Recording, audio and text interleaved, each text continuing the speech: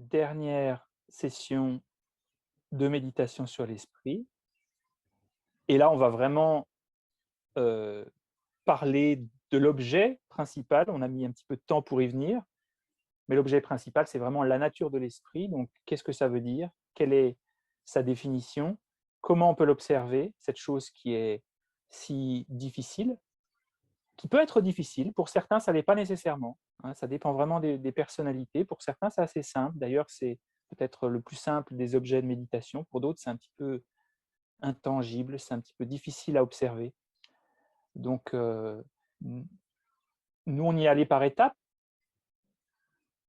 On a suivi la structure de comment on pourrait décrire un lac et la réflexion dans un lac à un enfant. Peut-être déjà, on pourrait commencer à montrer le lac, à faire que l'enfant passe un peu du temps avec le lac, découvre sa température, les vaguelettes, la couleur, et puis avec la familiarité, découvre un petit peu plus ce que c'est que cette nature réflective, ce qui n'est pas facile à expliquer à un enfant en bas âge. Hein. Bon, après, la chose comparée avec l'esprit, la comparaison s'arrête là. Il ne faut pas non plus essayer d'aller chercher de manière trop littérale les comparaisons entre le lac et la nature de l'esprit, parce que dans toute comparaison, il y a des choses qui sont similaires et des choses qui ne le sont plus similaires. Sinon, ce n'est plus une comparaison, c'est la même chose.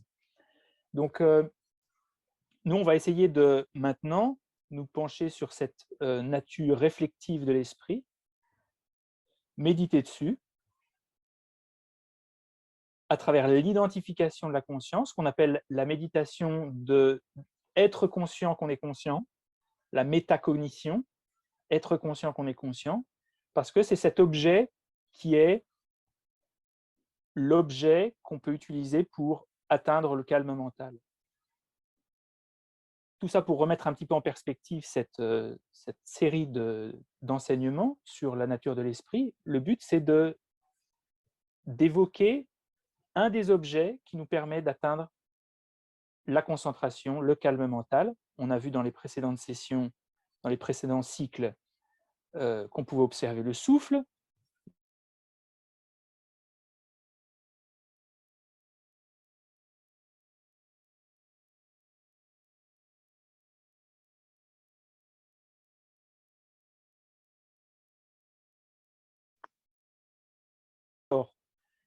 Utiliser le corps comme moyen de développer de la concentration parce que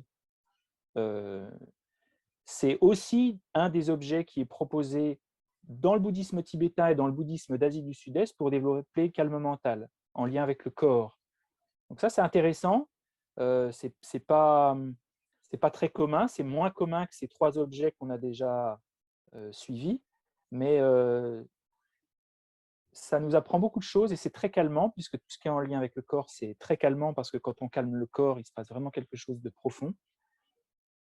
Euh, et puis, on verra après, hein, on peut aller, on peut en suivre de nombreux de ces cycles.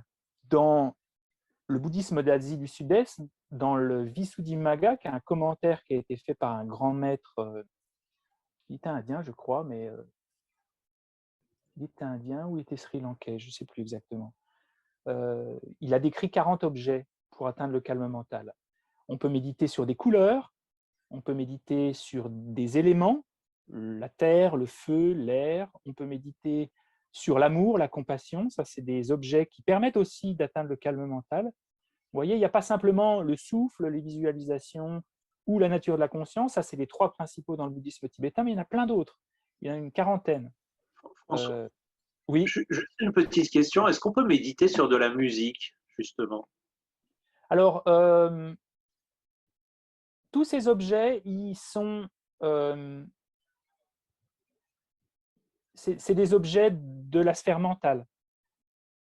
En fait, ce qui se passe, c'est quand on est dans la sphère sensorielle, il y a un moment, il faut décrocher et arriver dans la sphère mentale, parce que sinon, la conscience ne peut pas devenir suffisamment subtile pour atteindre le calme mental. Quand on médite sur le souffle, il y a un moment où le souffle doit devenir très subtil, suffisamment subtil pour que soit il ait lieu dans la sphère mentale, soit il soit conjoint avec une conscience mentale. Je ne sais pas exactement comment ça se passe, Mais si on est simplement dans la sphère auditive, ça ne va pas être assez subtil pour que l'esprit se focalise vraiment. La méditation sur la nature de la conscience qu'on fait dans ce cycle, c'est vraiment une méditation où on observe quelque chose qui a lieu dans la sphère mentale. Que la sphère mentale étant plus subtile, l'esprit qui regarde la sphère mentale devient plus subtil aussi, également. Donc la musique, on peut s'entraîner à développer de la concentration en écoutant de la musique, ça on peut complètement le faire, mais il y a un moment où on va plafonner. Et là, il vaut mieux s'entraîner sur un objet mental, mais on peut aller assez loin quand même dans l'observation de la musique. Il ne faut pas que ce soit une musique qui excite tellement, parce que sinon ça ne va pas. Il faut que ce soit une musique assez calme, mais oui, c'est possible. D'ailleurs, ce qu'on va faire aujourd'hui, on va observer la sphère de la conscience alors qu'on regarde les choses. Vous allez voir comment on va procéder. Donc, comme c'est une méditation et que c'est la dernière aujourd'hui sur la nature de l'esprit, elle est assez subtile, on va commencer par un peu de calme mental sur le souffle. Donc, je vous invite à prendre une position confortable. Et comme toutes les sessions, on va faire partie un petit peu d'explication de cet objet dans cette dernière session, ensuite une réflexion individuelle, ensuite une méditation analytique. On va essayer à la fois d'identifier la conscience et à la fois de comprendre la nature pure de cette conscience, parce qu'on peut vraiment comprendre quelque chose. Toutes ces méditations qu'on a couvertes dans ces 4 sessions, ce n'est pas simplement pour développer la concentration, mais il y a des choses profondes qu'on peut découvrir de nous-mêmes. D'ailleurs, peut-être certains d'entre vous, de ces 3 sessions et des pratiques que vous avez eu à faire ou que vous avez pu faire pendant ces semaines, vous avez peut-être des choses, des commentaires, des choses que vous voudriez partager. Si c'est le cas, vous pouvez l'écrire dans le chat, ou on aura peut-être du temps en fin de session pour le partager. Mais ça, c'est un bon moyen aussi pour moi de savoir comment ça s'est passé aussi, c'est important. Donc, on aura ces méditations analytiques et méditation de placement, où on va vraiment essayer de se placer en observant cette conscience qui est consciente. Être conscient qu'on est conscient. OK ? Donc, pour débuter, je vous invite à prendre une position confortable. Ce dimanche après-midi qui se termine.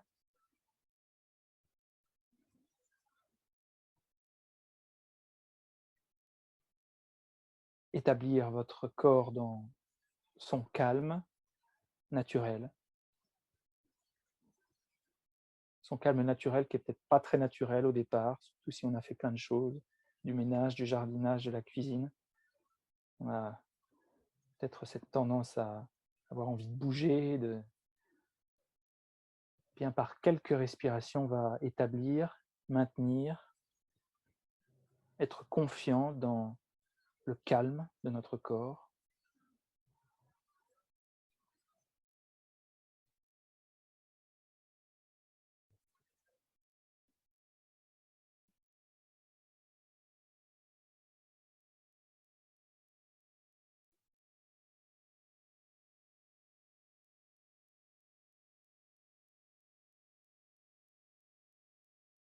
Dissiper les diverses tensions qu'on peut percevoir dans la sphère tactile quand on porte notre esprit sur les mains, sur les bras, les épaules.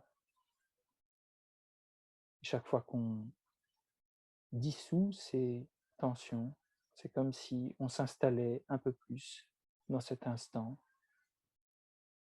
comme si on passait à l'action de revendiquer l'immobilité, cette action mentale de s'arrêter. On observe les tensions qui subsistent peut-être dans les pieds,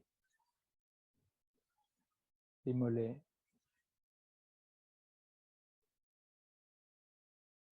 les cuisses.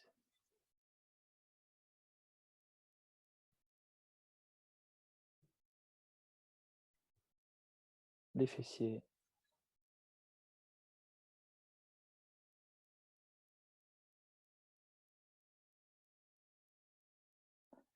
L'abdomen, cet endroit autour du nombril qu'on essaie de mouvoir pour avoir cette respiration qu'on appelle abdominale. J'inspire et je gonfle légèrement cette partie autour du nombril. J'expire, je la détends.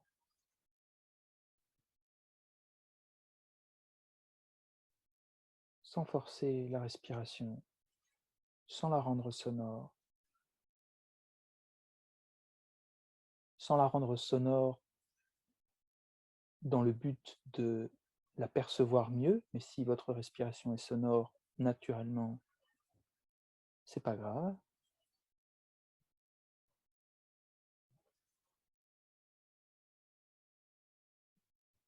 Détendre le torse,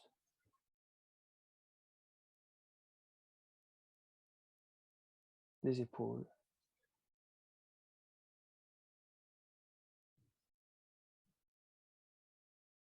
le dos,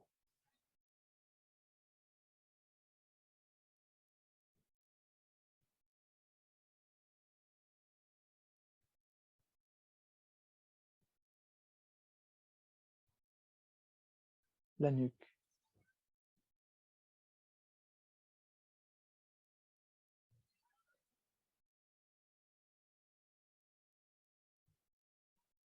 le visage,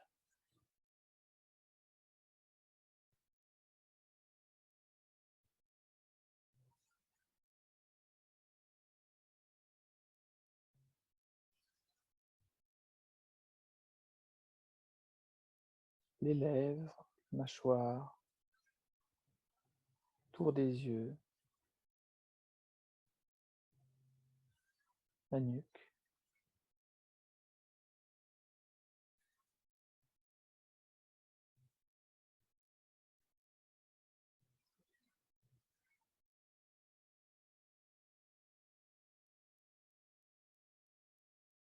et on va prendre 3 grandes, profondes, lentes inspirations, expirations. Et sur l'expiration, on va vraiment essayer, tenter, sans le forcer, que cette expiration exprime notre reconnaissance de l'importance du présent, comme si on plantait un pieu dans le présent, comme si on plantait une pancarte, comme si on revendiquait notre appartenance au présent à travers cette expiration lente, profonde. On peut inspirer un peu plus d'air qu'on ne le fait d'habitude, en expirer un peu plus qu'on ne le fait d'habitude. Sentir l'effet calmant de cette expiration. On peut le faire à présent 3 fois.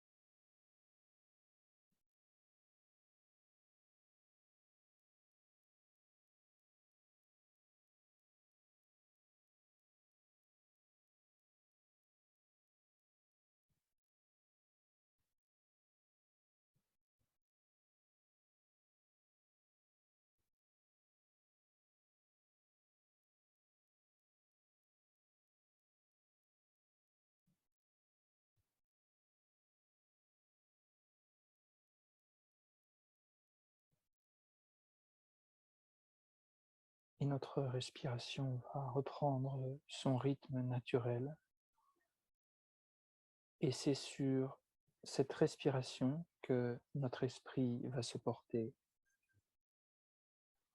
On a cette lumière mentale qui éclaire les choses autour de nous. Eh bien, cette lumière, elle va éclairer le souffle et elle va conserver son attention sur lui et plus particulièrement sur cette sphère tactile qu'on perçoit autour du nombril.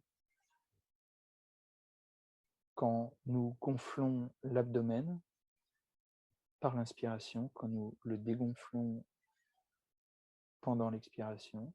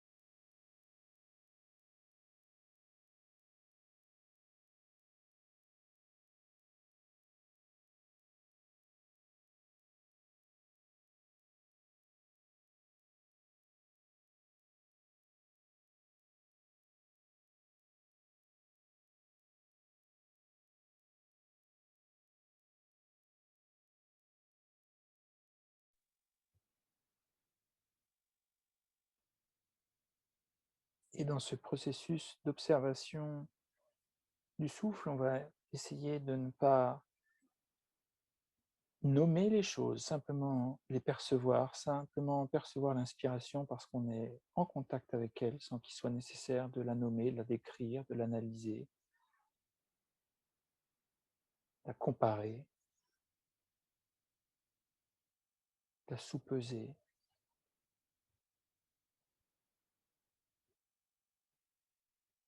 Et si on aperçoit que l'esprit a été distrait pendant quelques instants, avec patience, comprenant qu'il est tout à fait normal d'être distrait, d'avoir l'esprit qui s'égare,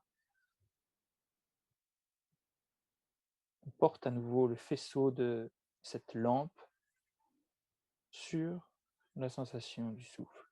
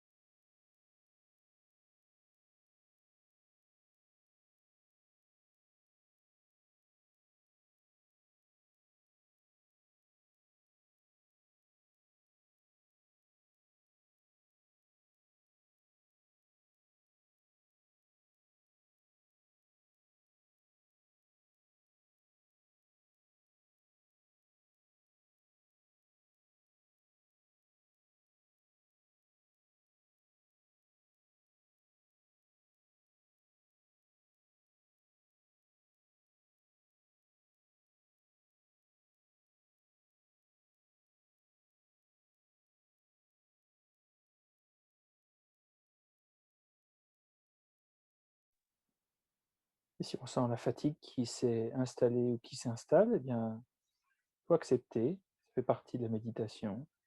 C'est pas parce qu'on médite mal qu'on s'y prend mal. Ça peut être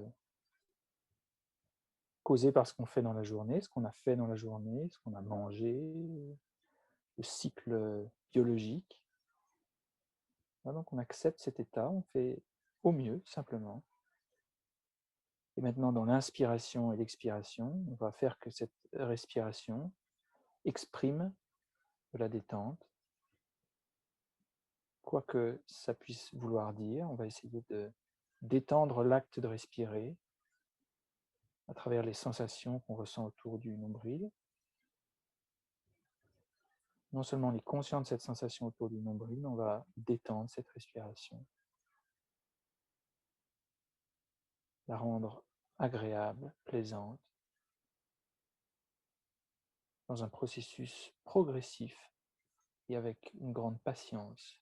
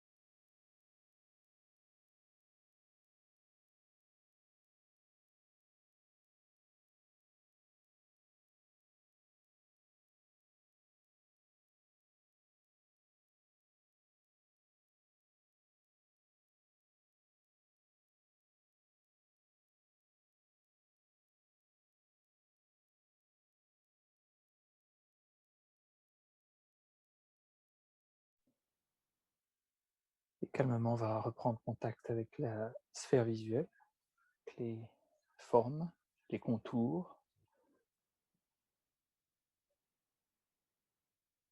avec la sphère tactile, la sphère auditive.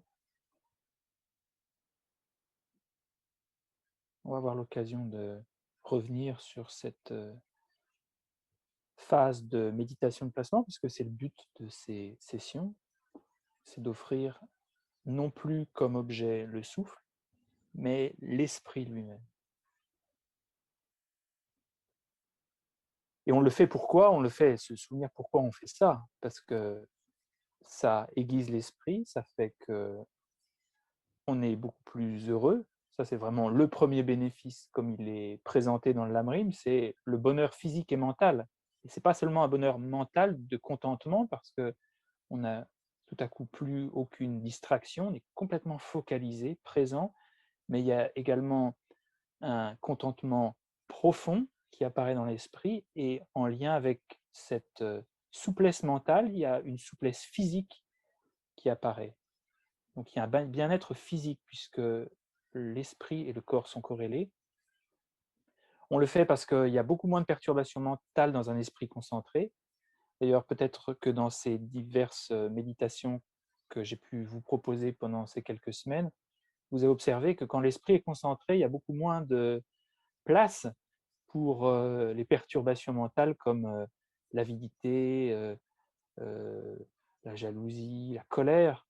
Parce que pour que ces perturbations mentales, elles existent, il faut déjà qu'il y ait une forme de perte de conscience, une forme de perte de conscience qu'on est en train de... on n'est plus vraiment conscient d'être conscient. On est conscient à ce moment-là parce qu'on n'est pas inconscient, on est conscient de quelque chose, mais il est difficile d'être conscient qu'on est conscient. Il est difficile d'être conscient qu'on est en colère, par exemple, dans l'instant qui succède le moment où on a de la colère. Donc toutes ces perturbations mentales, elles naissent d'un terrain presque inconscient, ou en tout cas un terrain d'une mauvaise conscience, une conscience qui n'est pas même de se reconnaître elle-même.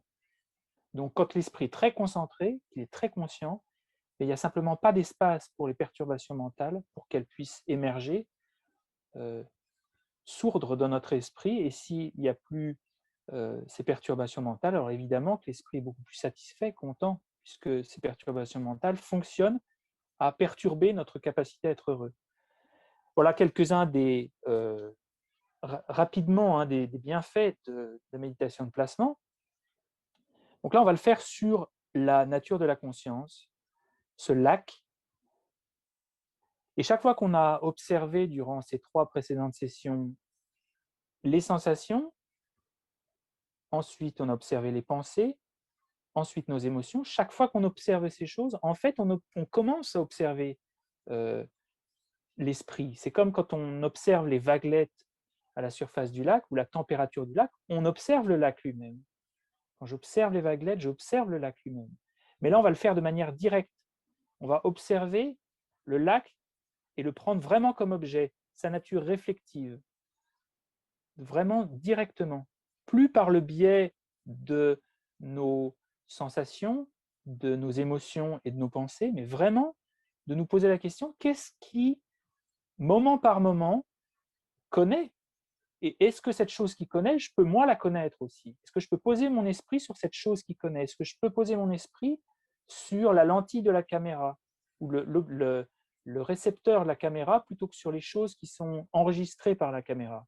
Est-ce que je peux observer plutôt que les choses qui apparaissent à la surface du lac, la nature réflective du lac? Plutôt que d'observer à chaque fois que je vois le lac, et si je vois cette montagne comme elle figure sur la photo du cycle, plutôt que de voir la montagne à chaque fois que je regarde dans le lac, est-ce que je peux regarder et être consciente de la nature réflective du lac? Et en fait, alors, ce qu'il faut être, il faut que je sois clair dans la présentation dès le départ. On ne peut pas avoir une conscience qui n'est pas d'objet, une conscience qui ne soit pas consciente de quelque chose. On ne peut pas avoir une caméra qui enregistre, mais qui enregistre rien, par exemple. On ne peut pas avoir un objet qui ne soit pas un objet connu non plus. Parce que si on a un objet à l'esprit, c'est nécessairement parce qu'on le connaît. On ne peut pas avoir une caméra qui enregistre sans rien enregistrer. Et puis, on ne peut pas avoir un acteur qui joue devant une caméra qui n'enregistrerait pas, par exemple. Ça peut exister, on peut jouer sans être devant une caméra, mais pour enregistrer le film, il faut qu'il y ait à la fois l'acteur et la caméra. C'est-à-dire que la conscience, quand on va méditer sur la conscience, ça ne veut pas dire qu'on n'a plus d'objets qui apparaissent à l'esprit. Ça ne veut pas dire qu'on n'a plus les objets qui sont connus par la conscience. Mais ça veut dire qu'au lieu de nous focaliser sur ce qui est éclairé par le projecteur, on va être conscient de la lumière du faisceau qui sort de la lampe. Plutôt que d'observer le film comme il apparaît, le film sur l'écran de cinéma, on va observer la lumière dans la cabine de projection. Plutôt que d'observer ce qui se reflète dans le lac, on va être conscient de simplement sa capacité à refléter. Tout ça, c'est des images qui font comprendre qu'on va tourner notre regard non plus sur les objets, mais sur simplement le fait d'être conscient de ces objets. En gros, on va être conscient d'être conscient. Ça peut être très simple, hein. Peut-être que les images, quand je vous les donne, elles compliquent un peu. Le but, c'est que ça simplifie, mais si ça complique, alors simplement dites-vous qu'on va essayer d'être conscient d'être conscient. Plutôt que d'être conscient des choses autour de nous, conscient qu'on est conscient de ces choses-là. Ah ben, je sais que je suis conscient.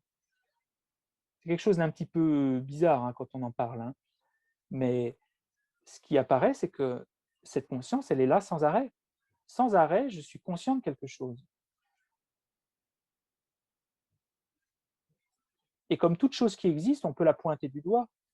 Et comme toute chose qui existe, on peut en faire un objet de concentration. On peut se dire, bah, pourquoi je ne me focaliserai pas là-dessus? Sur simplement le fait que je sois conscient. Pourquoi je ne me focaliserai pas simplement sur le fait d'être conscient, ou même sur la conscience elle-même? Pourquoi je ne me focaliserai pas sur cette cellule enregistreuse au fond de l'appareil photographique, sur simplement cette nature réflective du miroir, plutôt que d'être conscient de la chose qui est reflétée dans le miroir, être conscient simplement de cette capacité à refléter sans arrêt. Hein, c'est tout des analogies qui doivent servir à indiquer qu'il y a cette chose en chacun de nous qui est essentielle, qui fonctionne sans arrêt, et pourtant sur lequel on porte si peu notre attention, c'est-à-dire le fait d'être conscient, le fait qu'il y ait un agent, une personne, qui est comme la surface d'un lac, qui reflète sans arrêt la réalité autour de moi. Sans arrêt, je suis conscient des choses. Sans arrêt, je suis conscient des choses.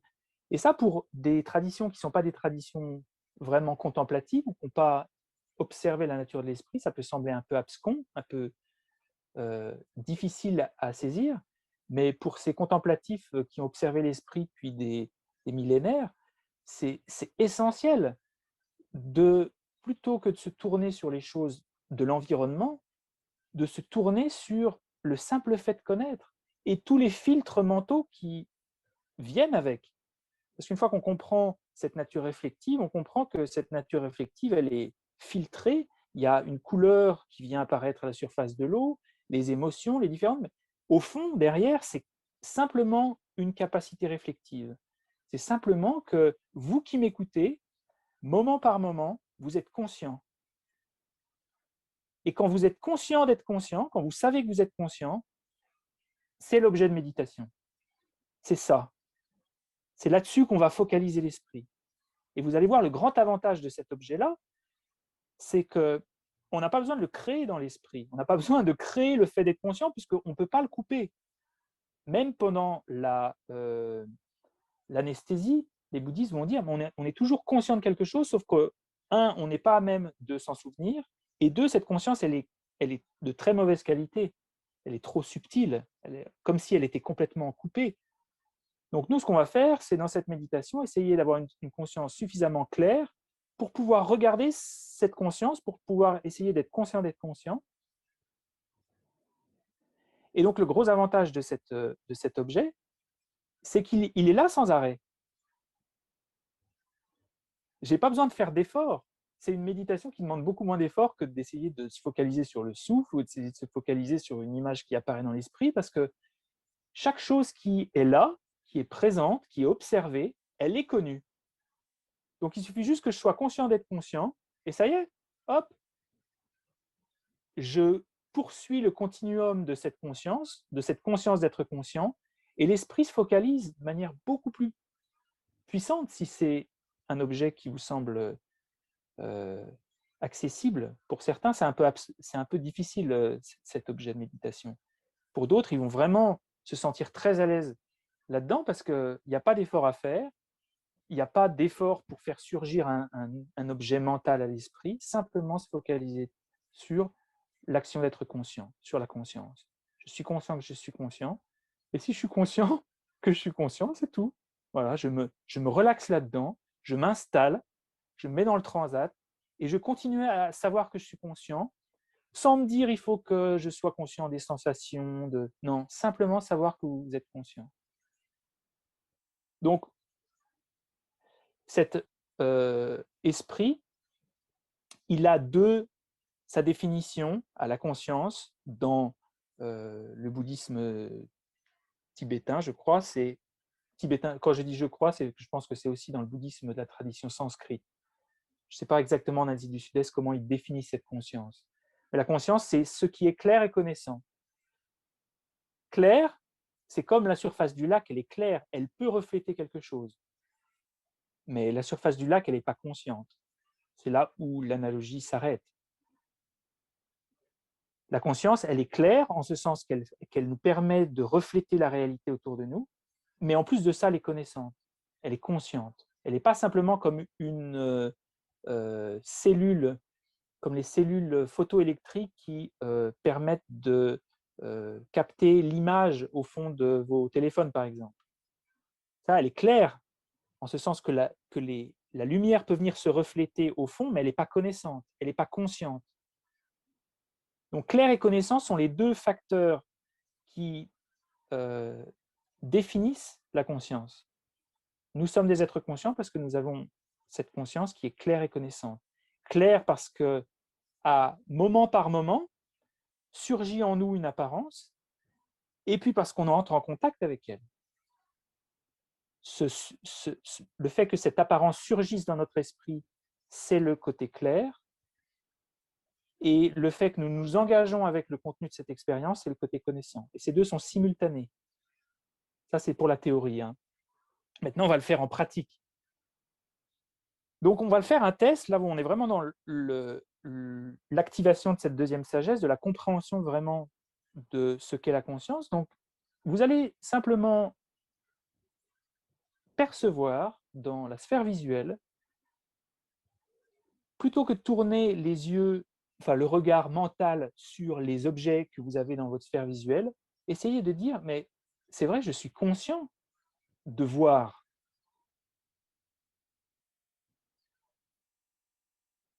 Essayez simplement d'être conscient que vous voyez. Waouh, c'est vrai, quand je vous vois vous sur l'écran, mais je suis conscient à ce moment-là. Et quand vous êtes conscient que vous me voyez, c'est ça l'objet. Et ça semble tout petit, c'est très immatériel, hein, mais c'est ça, c'est cet objet sur lequel on va se porter pour développer plus de calme mental et de concentration. Parce qu'il est essentiel et que sa capacité libératrice, elle est extrêmement profonde. Donc, faisons le test pendant quelques minutes. Vous pouvez tourner les yeux autour de vous. Et plutôt que de regarder les choses qui sont pointées par le faisceau lumineux de votre conscience, tournez les yeux vers la lampe elle-même et simplement être conscient que vous êtes en train de voir.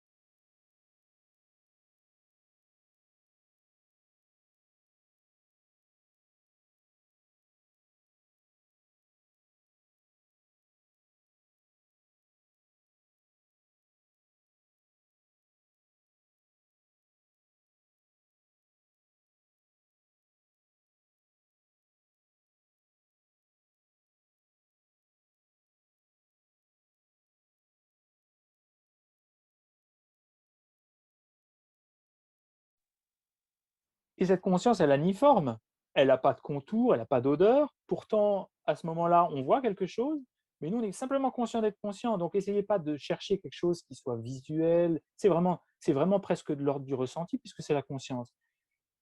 Mais il y a un moment où, certainement, vous pouvez arriver à percevoir, bah oui, je suis conscient. Et c'est ça l'objet. C'est ça l'objet de la méditation. Quand on sait qu'on sait, quand on sait qu'on regarde, quand on sait qu'on est conscient, c'est ça la nature de la conscience claire et connaissante. Ok, on peut continuer.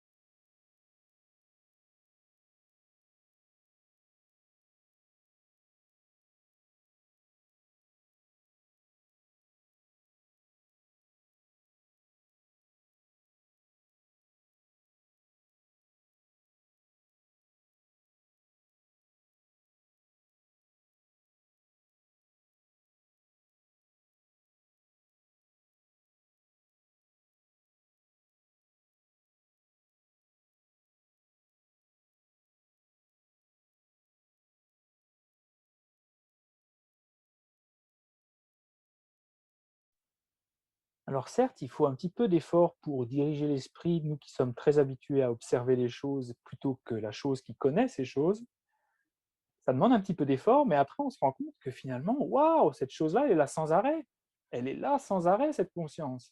J'ai juste à me reposer dans cette conscience. J'ai juste à me reposer dans le fait que je sache ce que je suis en train de connaître. J'ai juste à me reposer dans le fait de savoir que je suis conscient.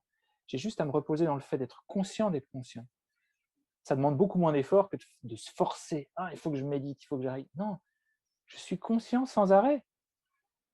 Alors, conscient dans le bouddhisme ne veut pas dire nécessairement qu'on est dans la vérité. Hein. On peut être conscient quand on a des perturbations mentales. Conscient, ça veut dire simplement qu'on a quelque chose qui connaît, mais connaître ne veut pas dire connaître de manière véritable. Hein. Ce qui est clair et conscient, c'est la nature de la conscience qui fonctionne dans toutes les consciences, qu'elles soient correctes, ces consciences, ou qu'elles soient dans l'erreur. Donc c'est pour ça que quand on dit la conscience est claire et connaissant, connaissant ne veut pas dire qu'elle est vraie, qu'elle est correcte, parce que sinon ça contredirait l'expérience qu'on fait, qu'on n'est pas toujours dans la connaissance. Mais il y a sans arrêt quelque chose qui connaît, mais ça ne veut pas dire qu'elle connaît avec véracité. Ok, on peut continuer, refaire un test dans la sphère visuelle, essayer d'être conscient de cette conscience qui opère sans arrêt, toujours là,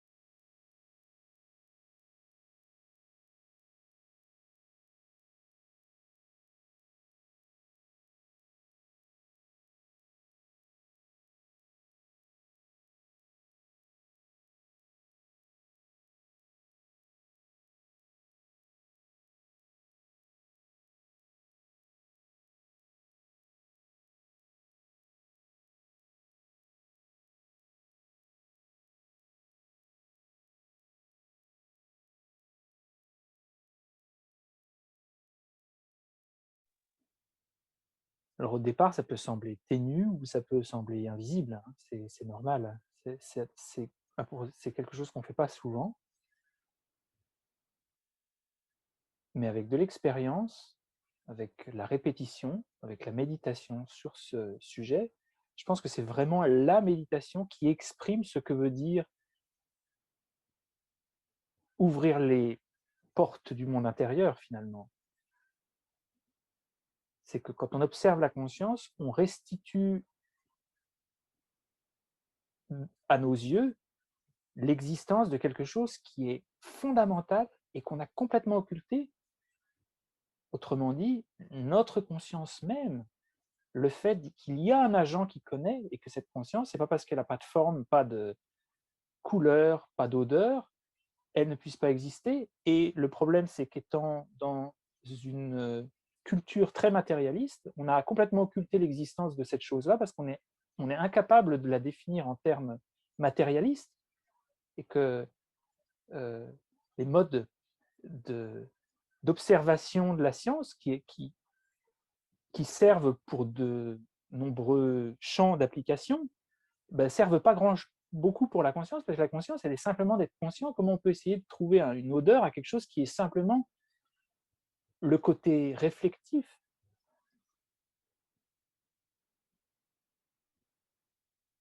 Donc c'est vraiment tourner les yeux vers l'intérieur et savoir qu'il y a cette chose fondamentale en nous qui donne lieu moment par moment à l'expérience de notre environnement, du monde extérieur. Et cette chose, elle est pas. On m'a posé une question récemment, elle est pas permanente. Hein. La conscience qui est claire et connaissante, elle est impermanente parce elle change parce que les objets qui sont connus changent. La surface du lac, de la même manière, elle est impermanente puisque chaque fois que, si elle était permanente, les nuages pourraient passer au-dessus du lac et la surface du lac ne changerait pas. Donc cette conscience qui est claire et connaissante, elle est impermanente. Ça, c'était pour répondre à une question que j'ai reçue récemment. On peut continuer, faire encore le test, hein, ça demande de la répétition. D'ailleurs, on commence à basculer entre la deuxième sagesse de la réflexion et la troisième qui commence à être un petit peu de la méditation analytique. On se familiarise maintenant, reconnaître que je suis conscient, que je suis, être conscient que je suis conscient, avec les objets de la sphère visuelle.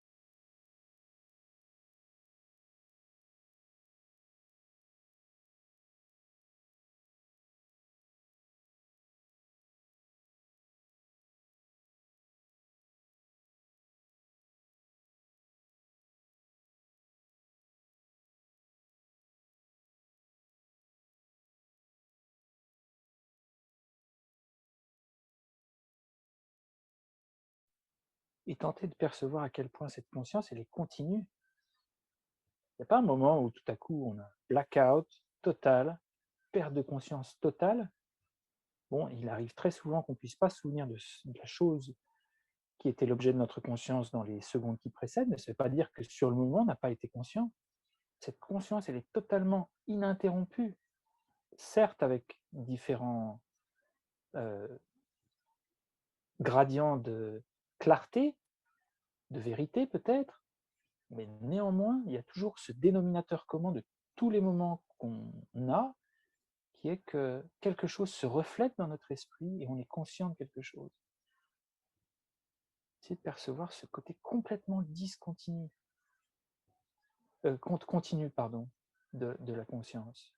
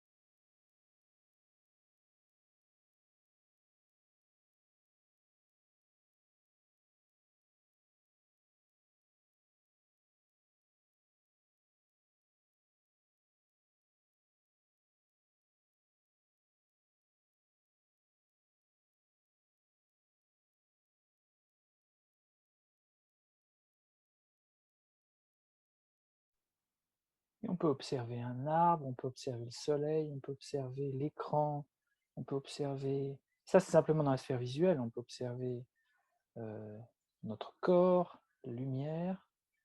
Il y a quelque chose de commun à tous ces objets, c'est qu'ils sont tous observés. Ils sont tous observés par notre conscience. Notre conscience est complètement continue. Derrière toutes ces choses qui passent, il y a ce dénominateur commun qui demeure exactement semblable en ce sens qu'il continue à être conscient, tous ces objets qui demeurent, et il y a vraiment ce dénominateur commun. C'est là-dessus qu'on va essayer de méditer petit à petit, d'abord en utilisant des mots, en le décrivant, en l'analysant à l'intérieur de nous, puis enfin en simplement posant notre esprit là-dessus, sans plus utiliser d'analyse. Vraiment avoir une méditation de placement, on est simplement conscient d'être conscient. Et c'est génial parce qu'il n'y a rien à faire, il n'y a presque rien à faire, il n'y a presque pas d'effort. Simplement reconnaître qu'on est conscient. Okay, donc on peut continuer dans la sphère visuelle à observer qu'il y a un dénominateur commun à toutes les choses que je connais, qui sont tous reflétés par ma conscience qui connaît sans arrêt, de manière totalement continue.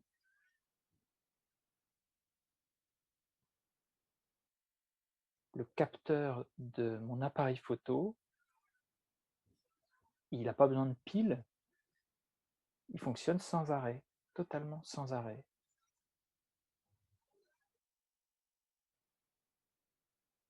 Ce qui ne fonctionne pas sans arrêt, c'est que je reconnais assez peu souvent que je suis conscient.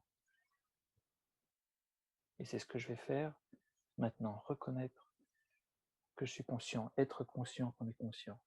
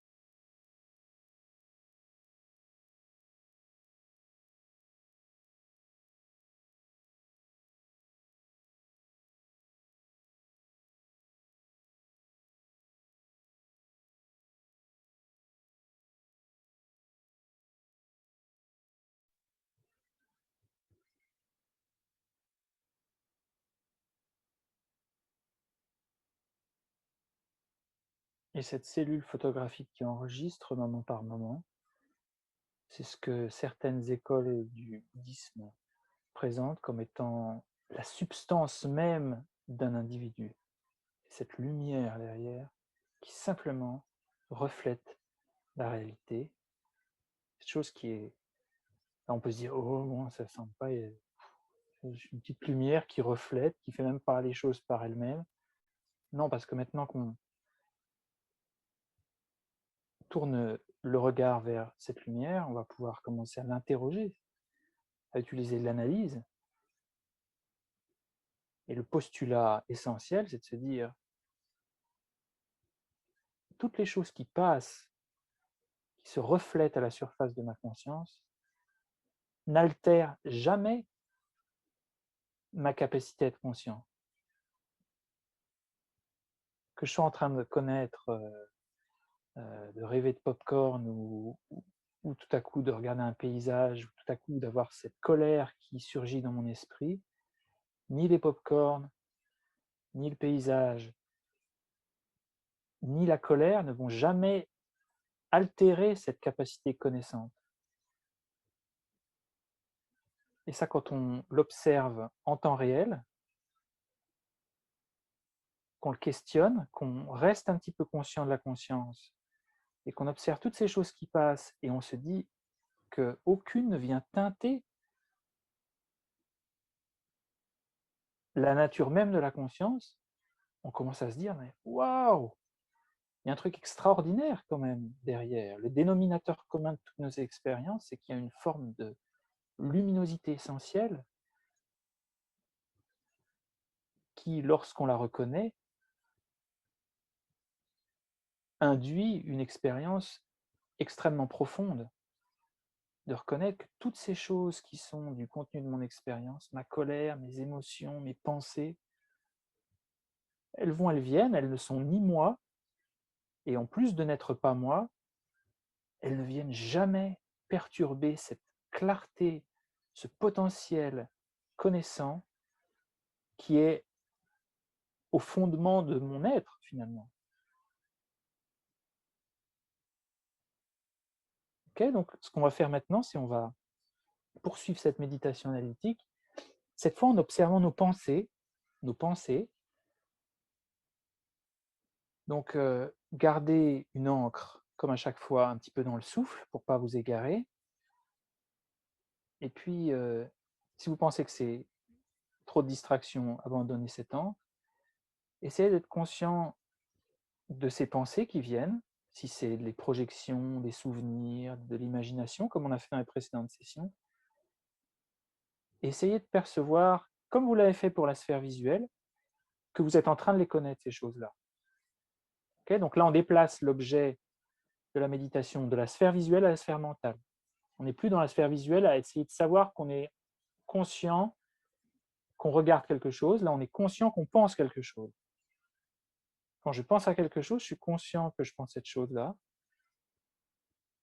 Et quand cette chose, elle disparaît, je suis conscient qu'il n'y a plus cette chose, mais je suis toujours conscient, mais j'ai plus de pensée. Et donc là, c'est vraiment comme si on fixait le ciel, qu'on ne se laisse plus avoir par aucun des nuages, et on voit, oh, il y a un nuage qui passe, je suis conscient. Il y a un nuage qui est parti, je suis quand même complètement conscient, et après on compare, et on se dit, waouh, il y a ce nuage qui était là, ce nuage n'est plus là, et pourtant, au passage de ce nuage, de cette perturbation mentale, de cette pensée, de cette projection, il y a toujours cette chose qui est complètement inchangée dans sa capacité à connaître. Donc on va procéder par étapes. Déjà, pendant quelques minutes, on peut être conscient de nos pensées, simplement, sans les suivre, être conscient de leur absence,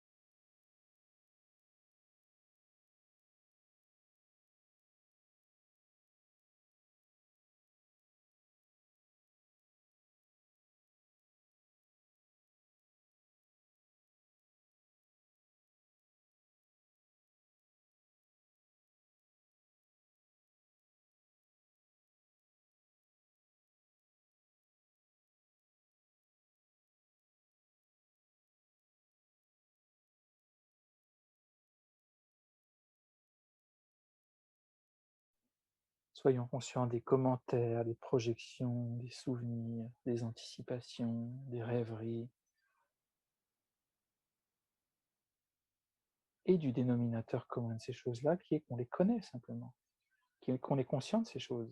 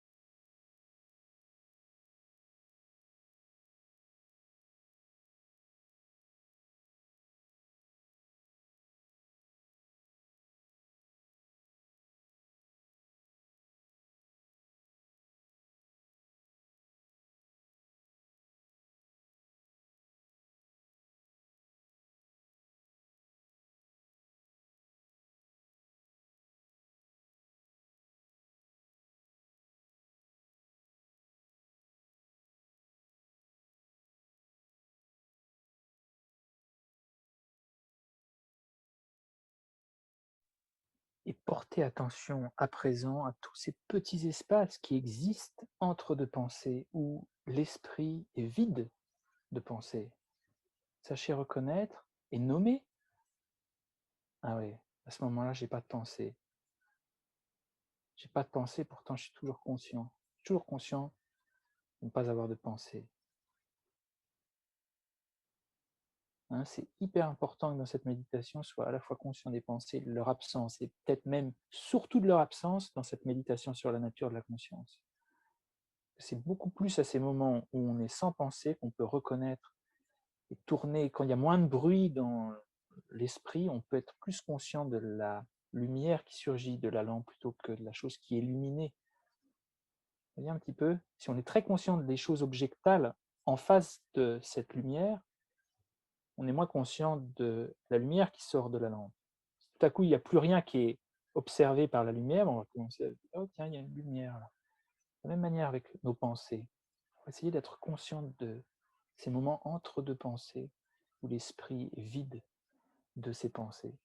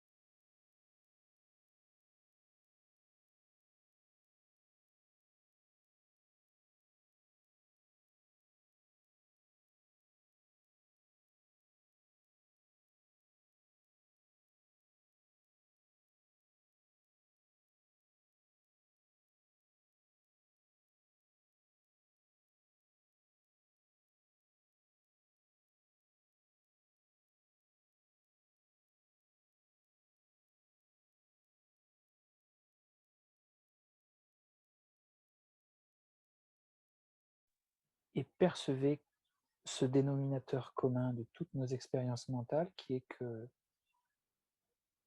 l'on soit en train de penser à quelque chose ou pas, on est toujours conscient.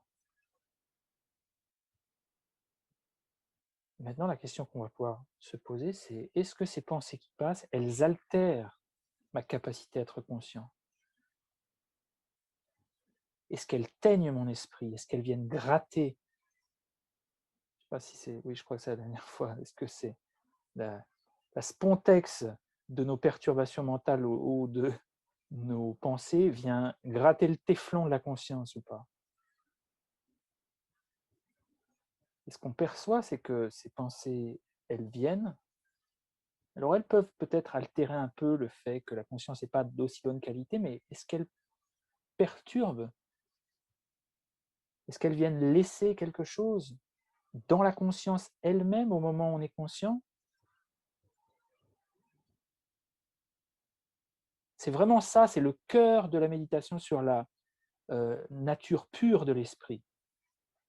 C'est de voir que toutes ces pensées, elles viennent pas altérer, jamais elles viennent altérer la capacité consciente de l'esprit, la capacité réflective, claire et connaissante de l'esprit.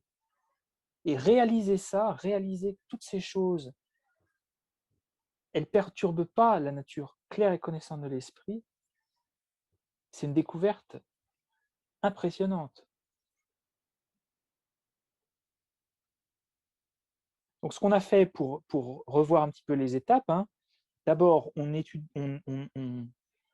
envisage ce qu'est la conscience, elle est claire et connaissante. Ensuite, on essaie de l'identifier dans la sphère visuelle. On peut le faire dans la sphère auditive, hein. Stéphane parlait de la musique. On peut essayer d'être conscient qu'on est conscient de la musique. Puis après, on bouge dans la sphère mentale. On change pour observer l'esprit dans la sphère mentale. Et puis après, on peut faire cette méditation qui est une méditation analytique dans laquelle on va comprendre vraiment.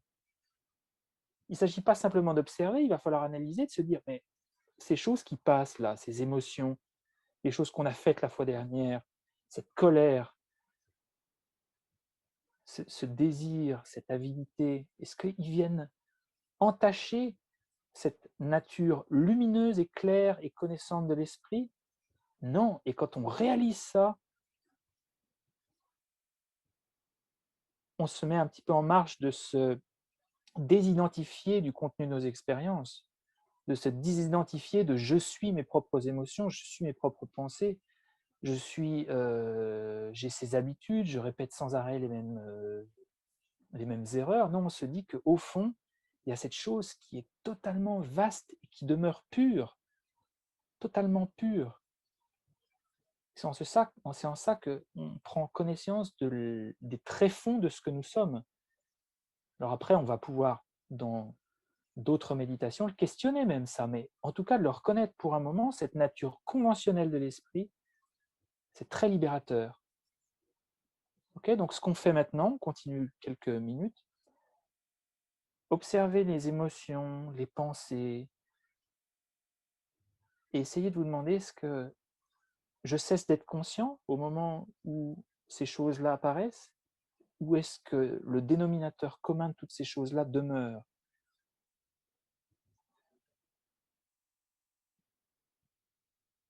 Essayez de percevoir que toutes ces choses-là, elles vont, elles viennent, et qu'il y a toujours cette chose qui est lumineuse et claire derrière. Je ne sais pas si je vous l'indique correctement, hein, c'est subtil, hein, mais essayez de, essayez de voir le soleil derrière les nuages qui passent. De savoir qu'il y a ces choses qui sont ces pensées, ces émotions qui vont et viennent, mais derrière, il y a toujours cette chose qui demeure intacte, claire, magnifiquement lumineuse.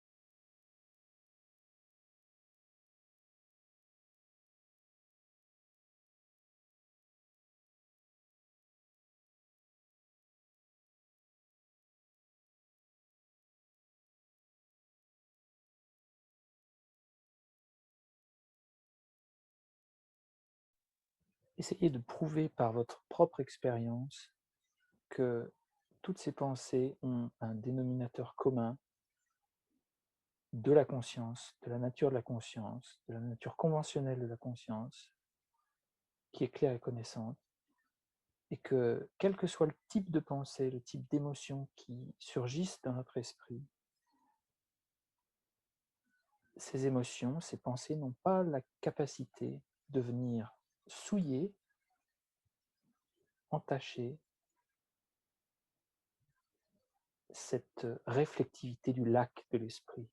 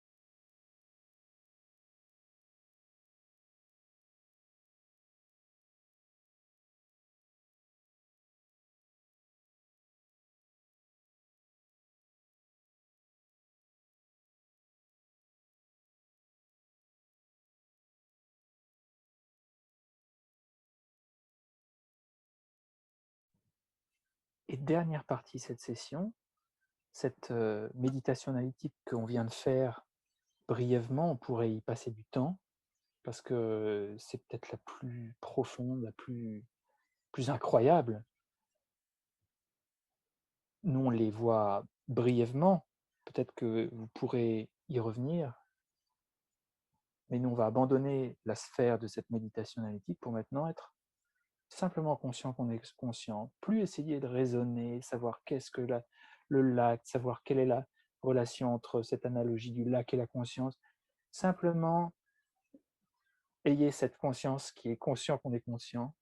Alors, vous pouvez le faire dans la sphère visuelle. Cyril demande, est-ce qu'il vaut mieux être limité à un des 6 sens ou bien être conscient d'être conscient globalement? C'est à vous de le voir.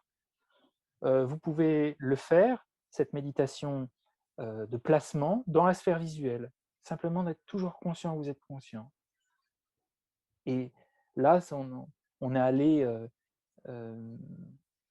comme si on avait ces rondins qui descendent la rivière. Dans la méditation analytique, on est allé dans la rivière, on essaie de les sous-peser, de les analyser, leurs couleurs. Maintenant, on se met sur le bord de la rivière, on prend un transat et on regarde ces choses passer, on est simplement conscient d'être conscient.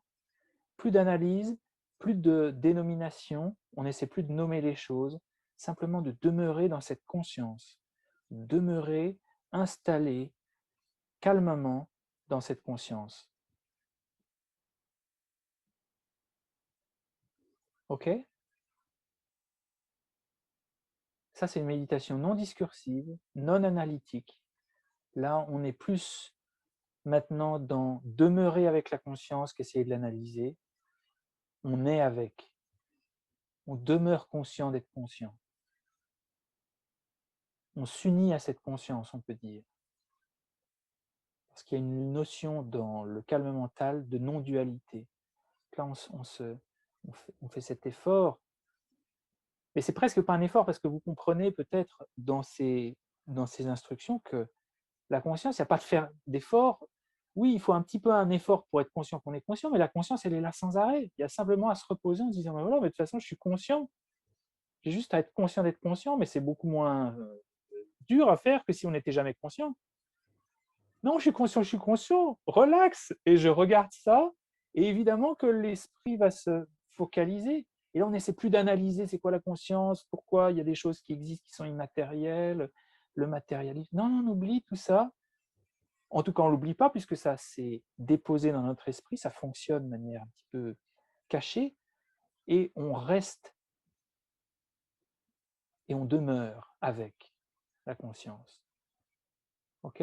Donc ce qu'on peut faire, on va le faire, par petites séquences d'1 minute dans lequel vous êtes conscient, simplement vous installer, puis après vous pouvez repenser à nouveau à cette conscience claire et connaissance. Si vous voulez faire à nouveau usage de votre analyse, vous pouvez pendant quelques secondes et on va alterner l'un et l'autre.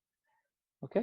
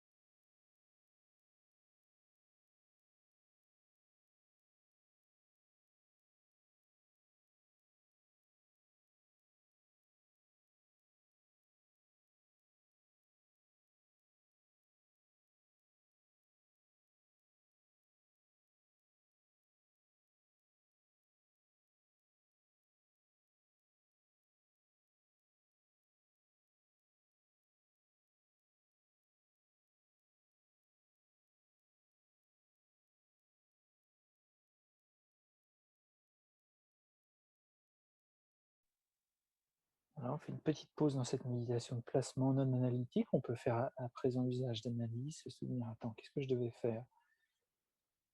Ah oui, observer que je suis conscient d'être conscient. Par rapport à quoi la sphère visuelle?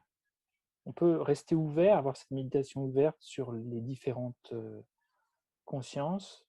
Parce que de toute façon, ce qui importe, c'est pas vraiment les objets de notre sphère euh, cognitive. C'est pas important de savoir est-ce que ça va être un son, une odeur.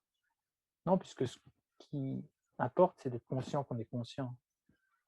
Vous pouvez vous relaxer aussi, parce que si vous êtes conscient des formes et que tout à coup vous entendez un son et que vous êtes conscient du son et vous dites: «Ah non, non, mais c'est pas ce que je devais faire», c'est pas très grave au départ. Il vaut mieux avoir cette conscience peut-être ouverte, mais simplement être conscient qu'on est conscient de ces choses-là en général, hein. Ça après c'est dans votre pratique que vous allez pouvoir l'affiner, savoir exactement comment faire. Si on commence par une conscience, si on va dans la conscience mentale, si OK? On peut reprendre.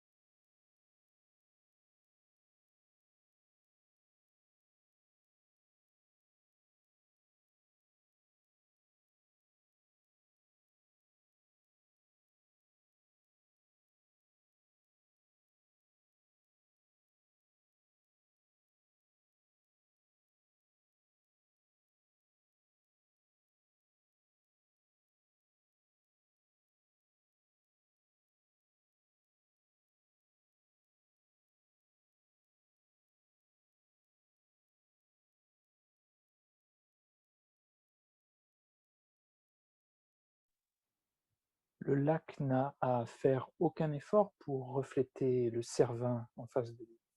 De la même manière, on n'a presque à faire aucun effort pour que nous soyons conscients d'être conscients et nous installer dans cette observation,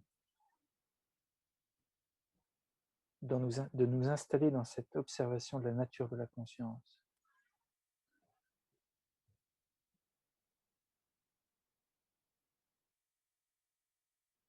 De nous reposer dans la nature de cette conscience.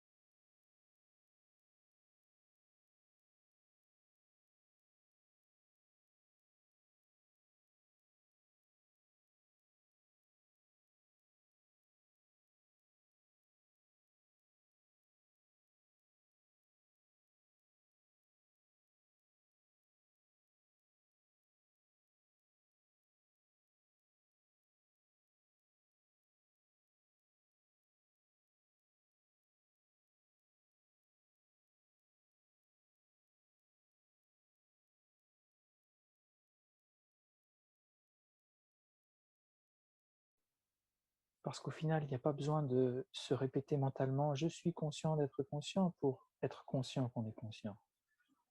Souvenez-vous du souffle. On peut savoir qu'on inspire sans avoir à répéter mentalement « j'inspire, j'expire ». On sait qu'on inspire. De la même manière, on sait qu'on est conscient sans avoir besoin de se le répéter mentalement. Ok? Donc, essayez de percevoir qu'on est conscient d'être conscient. Hein, c'est un peu lourd de dire ah, je suis conscient d'être conscient. Non, essayez de percevoir ce qu'il y a derrière les mots, euh, ce que les mots, la chose qui est pointée par ces mots, comme la direction qui est pointée par le doigt, plutôt que le doigt lui-même. Hein. Plutôt que d'être conscient de ces mots, être conscient simplement de la chose elle-même, qui est la conscience. Okay, il faut que cette méditation de placement se fasse sans le biais de dénomination de mots. Simplement, là, on demeure avec.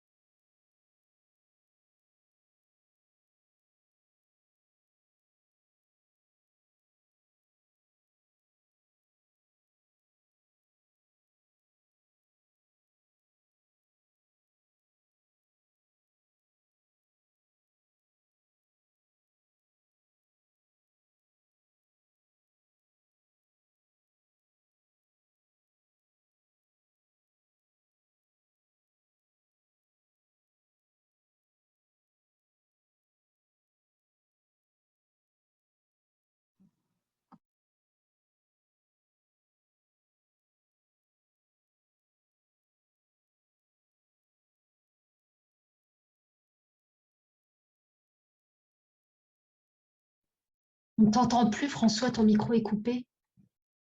Ah oui, alors. Je vois Annie qui se débat, je me dis, elle a besoin de poser une question. Oui, alors, ce que je disais, j'ai déjà débordé sur votre temps, donc on va conduire cette session à son terme. Prenez ces instructions comme autant de doigts pointés dans une direction et individuellement, vous pouvez y revenir sur ces choses, les pratiquer à nouveau, vraiment faire un objet de méditation, de familiarisation. Parce que si c'est la première fois que vous l'entendez, ça peut sembler beaucoup, beaucoup d'informations, mais avec le temps, vous allez voir que les choses vont se placer beaucoup plus souplement. Et voilà, si vous voulez y revenir, c'est vraiment une belle méditation. Ça apprend beaucoup de choses sur ce qu'est une personne, François. sur ce que nous sommes. Alors, je vais juste répondre brièvement aux questions qui ont été posées pendant que nous méditions. François, est-ce que cette capacité d'être conscient se retrouve dans l'exercice de la vigilance, par exemple, lorsqu'on se rend compte que l'attention était captée par des distractions? Alors, c'est un petit peu comme chaque fois qu'on est conscient des vaguelettes à la surface du lac, on est conscient du lac lui-même. On peut dire que quand on est conscient de nos émotions ou de nos facteurs mentaux, on est conscient de la conscience. Quand on est conscient de la distraction, la distraction, c'est un facteur mental. Et tous les facteurs mentaux sont des consciences, sont des types de conscience. On a vu que c'était des filtres, ces facteurs mentaux, mais en réalité, ils sont tous clairs et connaissants. Même l'ignorance est claire et connaissante, ce qui nous fait bien montrer que ce n'est pas parce que c'est connaissant que ça veut dire que c'est dans la vérité. L'ignorance n'est pas dans la vérité, et pourtant elle est conscience de quelque chose. En fait, l'ignorance, c'est être conscient de quelque chose avec un filtre complètement impropre qui transforme la réalité. Mais l'ignorance est claire et connaissante parce qu'elle donne lieu à une image mentale complètement fausse, mais on est toujours conscient de quelque chose. Donc toutes ces consciences, même la distraction, c'est aussi une forme de fragmentation de l'esprit. Et quand on est conscient de la distraction, on est conscient d'une fonction de la conscience. Donc on peut dire qu'on est déjà un petit peu conscient de la conscience. Est-ce que cette capacité d'être conscient se retrouve dans l'exercice, dans la vigilance? Sauf que là, dans l'exercice d'être conscient, on est plus conscient du dénominateur commun de toutes ces émotions que des émotions individuelles. Quand on parle de conscience visuelle et auditive, par exemple, la seule différence est dans leur objet. On parle de la même conscience, en fait. Oui, les consciences sont différenciées en objet, mais aussi en pouvoir des sens, qu'on appelle pouvoir des sens. Ce qui est conscient des formes, c'est ce qui est conscient des contours et des couleurs qui sont reflétés dans le fond de la rétine, par exemple. Le fond de la rétine n'est pas une conscience tactile, c'est une conscience qui ne perçoit que les lumières et les formes. La conscience auditive ne perçoit pas d'odeur, par exemple. Donc, ces consciences sont divisées à la fois en termes d'objets et de pouvoir des sens. François, oui. Moi j'ai une question orale. Oui, c'est possible aussi. Je ne comprends pas pourquoi cette conscience de la conscience dont tu dis que c'est un dénominateur commun, qu'elle est continue, qu'elle n'est jamais altérée, qu'elle est comme le lac qui est toujours là, pourquoi est-ce qu'elle n'est pas permanente? Pourquoi est-ce qu'elle est impermanente? Parce que le mécanisme, il est toujours là, le mécanisme. Alors oui, alors c'est intéressant. Et c'est là où il faut définir les mots plus précisément. Permanente ne veut pas dire éternel nécessairement. Et impermanent ne veut pas dire quelque chose qui va nécessairement se terminer. Impermanent, la définition dans le bouddhisme, c'est simplement quelque chose impermanent qui ne change pas moment par moment, qui change moment par moment. Impermanent, c'est quelque chose qui change moment par moment, mais qui peut se terminer. La conscience, elle change moment par moment parce qu'il faut qu'elle reflète sans arrêt quelque chose de nouveau, sinon on va être bloqué, on va être comme ça. la conscience doit changer moment par moment pour être consciente des nouvelles choses qui apparaissent dans sa sphère. Mais la conscience, elle n'a pas de fin. Elle n'a pas de début, elle n'a pas de fin. Donc, il y a des choses qui sont impermanentes qui n'ont ni début ni fin. Donc, tu as raison de le dire, cette conscience, elle n'est pas permanente en ce sens qu'elle serait quelque chose qui ne change pas moment par moment, mais on peut dire qu'elle est éternelle. On peut dire qu'elle est éternelle. Oui, elle n'a pas de fin. D'accord. Et c'est d'ailleurs le dénominateur commun de toutes les existences qu'on a eues, c'est cette conscience qui est indestructible finalement, qui va d'une vie à une autre.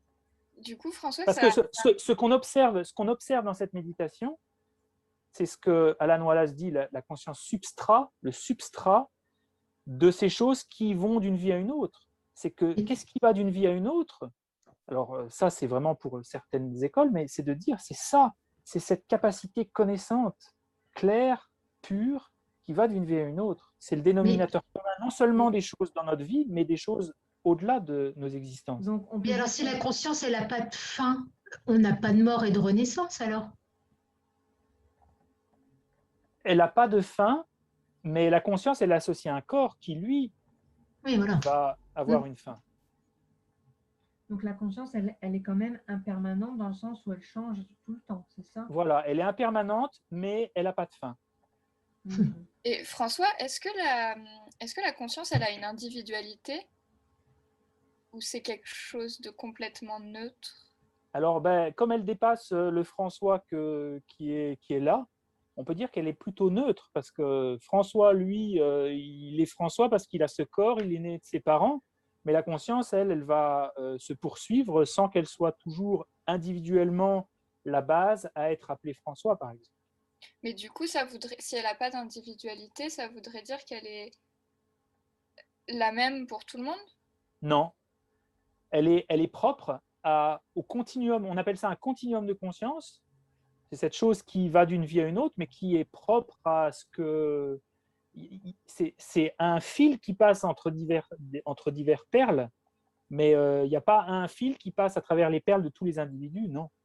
Il n'y a pas de conscience qui soit de conscience... parce que si c'était le cas, alors je pourrais me tirer les cheveux et toi, Mélusine, tu aurais immédiatement mal à la tête. Non, il n'y a pas de conscience qui soit une conscience qui soit unique pour tout le monde. Néanmoins, c'est pas parce qu'elle n'est pas individuelle. Elle est individuelle pendant le moment de mon existence jusqu'à ce que je meure.